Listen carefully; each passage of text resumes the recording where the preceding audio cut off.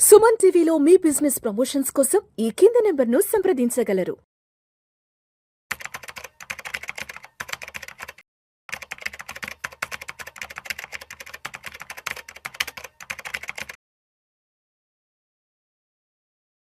Hello everyone, I'm Madhavi Reddy. Welcome to Suman TV viewers.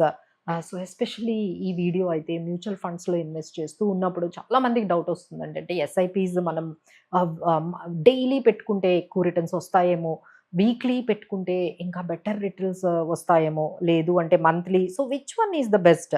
అసలు ఏ టైంలో పెట్టుకుంటే బాగుంటుంది, ఏ పీరియడ్ అంటే మనకి మంత్లీ వర్కౌట్ అవుతుందా, లేదు అంటే మనకి వీక్లీ బాగుంటుందా, డైలీ పెట్టుకుంటే ఇంకా ఎక్కువ రిటర్న్స్ వస్తాయని చాలా మందికి డౌట్ ఉందండి. సో ఇది ఈ ఒక్క మనం క్యాలిక్యులేషన్తో మీకు ఈ ఎగ్జాంపుల్తో ఇది క్లారిఫై చేసేద్దాము. సో ఇది ఈ డేటా ఆల్మోస్ట్ 25 ఇయర్స్ తీసుకున్నదండి. సో ఆల్మోస్ట్ మే 1919 నుంచి అప్రాక్సిమేట్లీ ఏప్రిల్ 2024 అంటే 25 ఇయర్స్ వరకు తీసుకున్న, అంటే దీన్ని చూస్ చేసుకున్న పీరియడ్.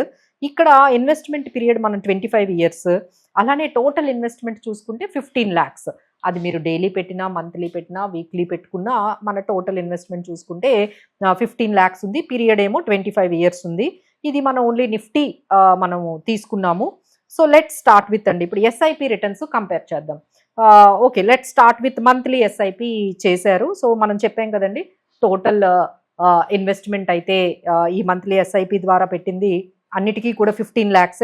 సో ఫైనల్ కార్పస్ చూసుకున్నట్లయితే ఇది మనకి దాదాపుగా 1,68,14,564 అనేది వస్తుంది. అంటే మీకు 25 ఇయర్స్ బిఫోర్ మీరు కానీ స్టార్ట్ చేసినట్లయితే ఒక 15 lakhs మీరు మంత్లీగా మీరు పెట్టిన ఇన్వెస్ట్మెంట్ అయితే మీకు అది దాదాపుగా 1.68 crores అనేది అవుతుందండి. సో దాని ఎక్స్ఐఆర్ఆర్ చూసుకుంటే 13.62%. ఎప్పుడైనా మీరు ఎస్ఐపీస్ ఎప్పుడు కూడా మీరు ఎక్స్ఐఆర్ఆర్ చూసుకోవాలి.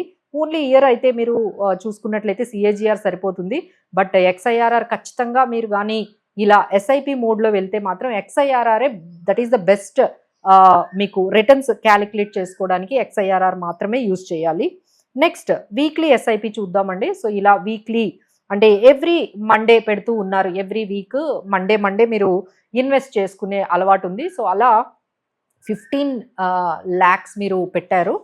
దాదాపుగా ఈ 25 ఇయర్స్ పీరియడ్లో పెడితే దాని అమౌంట్ మీకు 1,67 lakhs అవుతుందండి. దీని ఎక్స్ఐఆర్ఆర్ చూసుకుంటే 13.59% అనేది మనకు వస్తుందంటే దాదాపుగా ఫైనల్ కార్పస్ 1,67,15,172 అవుతుంది when you are investing in weekly mode కానీ మీరు ఎస్ఐపి చేసినట్లయితే.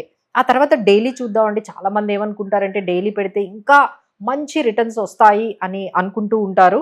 So every day, every working day especially మీరు కానీ ఇన్వెస్ట్ చేసుకున్నట్లయితే అది కూడా 1.64 lakhs 84,209 రూపీస్ అవుతుంది.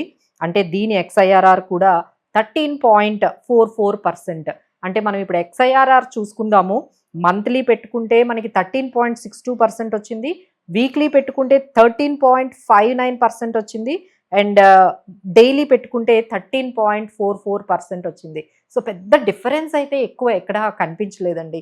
సో దీన్ని బట్టి మనకి ఏంటంటే ఇక్కడ మనం ఎలాంటి అంటే ఫ్రీక్వెన్సీ కన్నా ఆ మార్కెట్లో మనము టైమింగ్ చేయడం కన్నా మార్కెట్లో ఎంత టైం ఉన్నామో అన్న దాని మీదే మీ రిటర్న్స్ డిపెండ్ అయి ఉంటాయి. కానీ మీ టైమింగ్ అంటే అది వీక్లీనా, లేకపోతే మంత్లీనా, లేకపోతే క్వార్టర్లీ ఆర్ డైలీ, దీని మీద అయితే మీ రిటర్న్స్ అనేవి డిపెండ్ అయి ఉండవండి.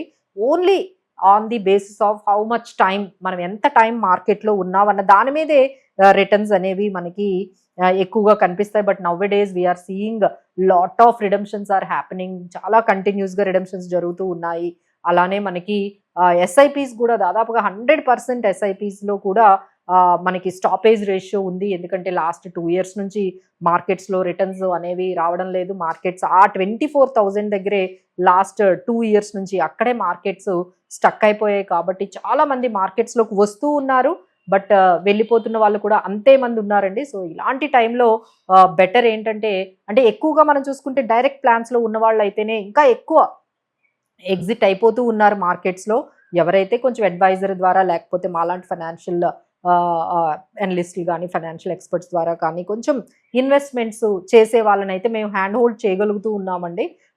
సో బెటర్ ఏంటంటే ఇలాంటి వాలటైల్ మార్కెట్లో డెఫినెట్లీ ఫియర్ అనేది వస్తూ ఉంటుంది. సో మార్కెట్స్ని మన టైమింగ్ మీద చాలా దృష్టి పెడతారు చాలా మంది, but that is not correct అండి. So only discipline only can make you win in the market. So కొంచెం ఎమోషన్స్ని కూడా మనం కొంచెం ఫార్ములేట్ చేసుకుంటూ ఉంటే మార్కెట్లో వెల్త్ అనేది క్రియేట్ చేయొచ్చు.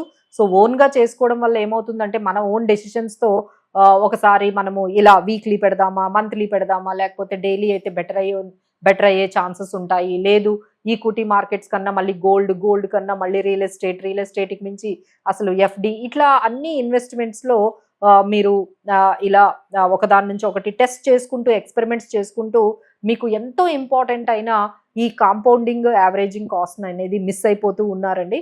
So better don't chase the returns or ఇలాంటి మార్కెట్ని టైమింగ్ని అనేది మీరు మానేసి, అంటే చాలా మంది ఏమనుకుంటారు ఇంకా మార్కెట్స్ పడుతూ ఉంటాయి అప్పుడు పెడదాం అని అనుకుంటారండి. Please don't, this is the best time to start to investing. But ఎంత పర్సంటేజ్ ఎక్కడ ఏ మార్కెట్లో మనం ఇన్వెస్ట్ చేసుకోవాలి, ఏ మోడ్లో ఇన్వెస్ట్ చేసుకోవాలి అనేది కస్టమైజ్డ్గా మీకు ఏది బెటర్గా ఉంటుందో అదే మనకి చూస్ చేసుకోవాలండి. So for these kind of strategies మీకు ఏది కస్టమైజ్డ్గా మీకు ఏది సూటబుల్ ఉంటుందో అని తెలుసుకోవడానికి ఖచ్చితంగా మీరు మమ్మల్ని అప్రోచ్ అవ్వచ్చు. We're there to help you.